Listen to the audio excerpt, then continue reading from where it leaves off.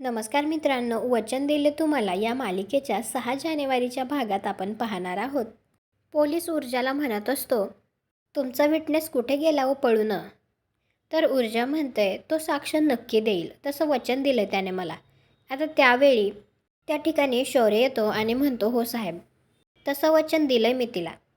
तर पोलीस शौर्याला म्हणतो, चलते पटकन नाव गाव सांगून सोड आता. तर शौर्य म्हणतो, शौर्य. तर पोलीस त्याला म्हणतो, वडिलांचं नाव आडनाव हे काय असतंय का नाही सांग.